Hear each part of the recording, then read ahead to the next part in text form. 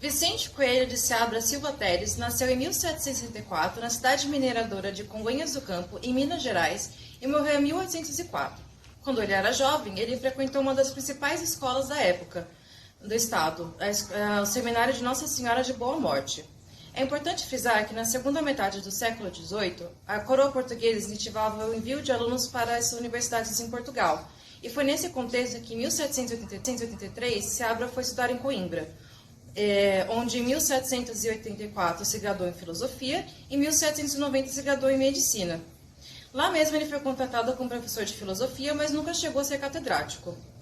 Há evidências na sua obra Memórias sobre o método de curar a ferrugem das oliveiras, que em 1792 ele era casado, e seu interesse pela química parece ter surgido pela possível contribuição dessa ciência para a agricultura.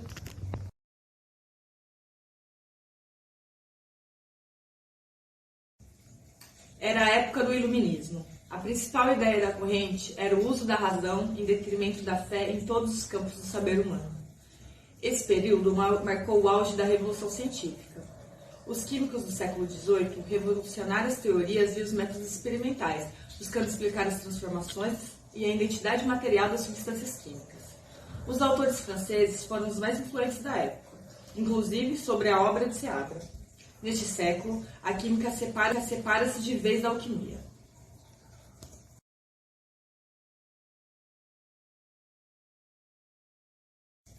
Em 1787, iniciou sua carreira como autor de livros quando publicou o seu livro A Dissertação sobre a Fermentação, livro influenciado pela teoria de Lavoisier sobre o oxigênio e faz uso da nomenclatura química proposta pelo químico francês. Na dissertação, aborda a fermentação em 3 espécies, espirituosa, ácida e pútrida. Na época, o livro recebeu críticas e acusações de cópia da obra de Mr. Fourcroy.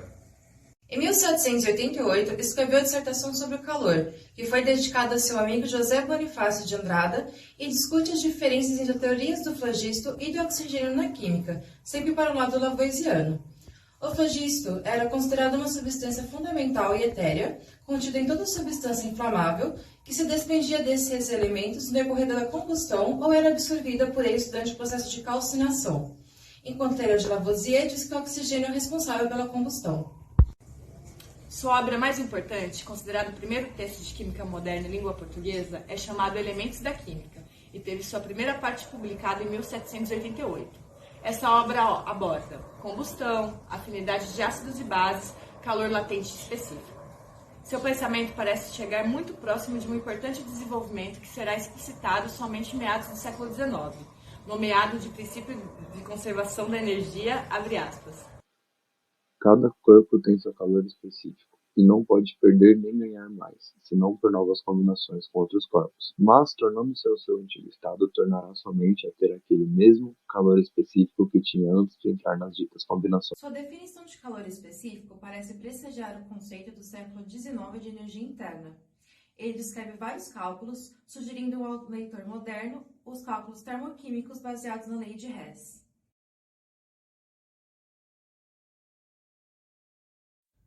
Como enfatizado pela Giovanna, Seabra já começava a caminhar por os trilhos de cálculos termoquímicos. A partir desse slide, iremos fazer algumas definições e a resolução de um exercício da lei de Hess para melhor visualização. Entalpia é uma grandeza física estabelecida no domínio da termodinâmica clássica. Trata-se de um conteúdo de calor, energia interna, que é envolvido em uma reação ou um processo químico. A variação de entalpia é capaz de indicar se o processo é endotérmico ou exotérmico. Na termoquímica, temos 3 jeitos de calcular o ΔH. A primeira delas é fazendo efetivamente a subtração dos deltas, mas isso só é possível quando o exercício dá o ΔH de formação das substâncias. Aí, então, a gente calcula a entalpia total dos reagentes, a entalpia total dos produtos, e a partir disso conseguiremos fazer a subtração das entalpias de produto menos reagente. Quando não for entalpia de formação, poderemos calcular pela lei de Hess, onde se manipula as equações, soma elas e o ΔH também, e essa lei que iremos abordar com a resolução de exercício para melhor visualização. Um terceiro cálculo que pode ser feito é através das entalpias de ligação, que poderemos abordar em outro vídeo. A lei de Hess pode ser calculada como uma equação matemática. Para isso, é possível realizar as seguintes ações: inverter a reação química, nesse caso o sinal do ΔH também é invertido, multiplicar a equação, o valor também deve ser multiplicado do ΔH, dividir a equação, nesse caso também o ΔH deve ser dividido. Ou seja, qualquer intervenção matemática que façamos nas equações, o ΔH deve sofrer o mesmo. Enfim, vamos a uma resolução.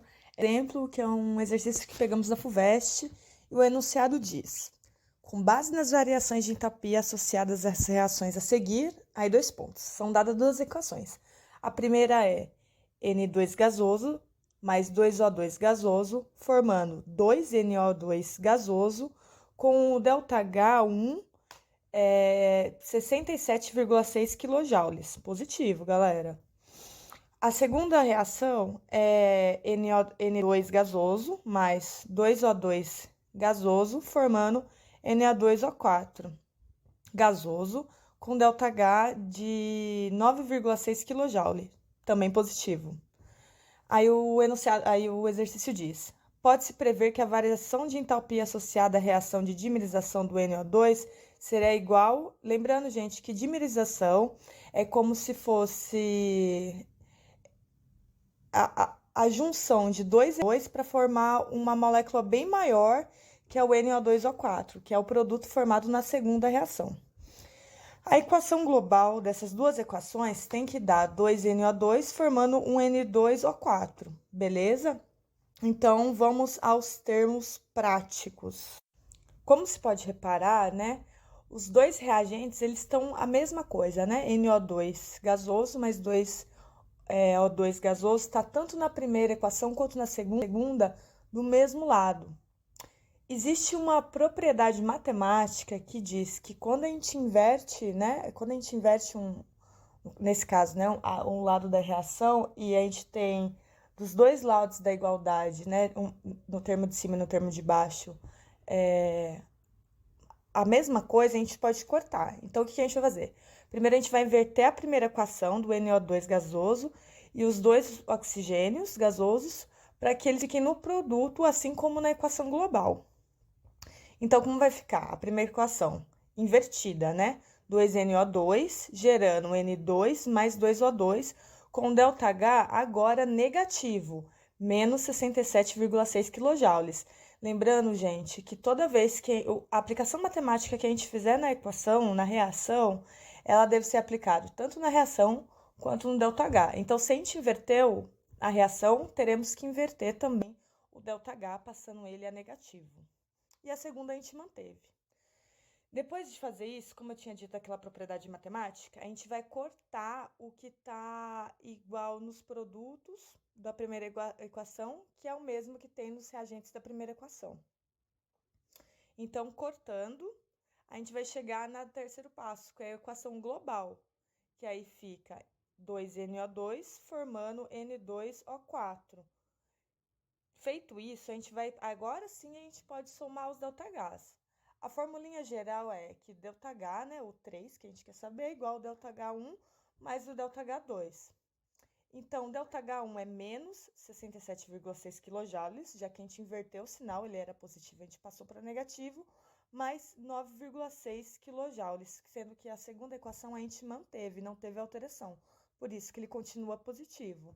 Então, o resultado deu menos 58 kJ. Pelo valor negativo do ΔH, também sabemos que trata-se de uma reação exotérmica, com liberação de calor. Porque essa é a ideia do ΔH, né? Toda vez que ele for negativo, existe uma liberação de calor, por isso que é exotérmico. E se for positivo, é o contrário, ele absorve calor, e por isso vai se tratar de uma reação endotérmica.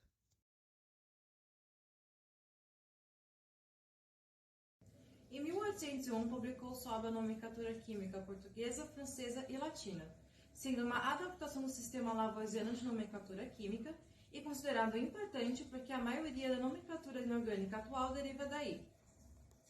Tendo escrito diversas obras sobre química moderna em língua portuguesa, sua importância é inegável para outros químicos falantes de português posteriores, Desde 2020, a Sociedade Portuguesa de Química passou a premiar jovens pesquisadores com a medalha Vicente de Seabra. Isso evidencia que a ciência é feita em passos curtos e não é linear, porque seu reconhecimento veio de forma tardia.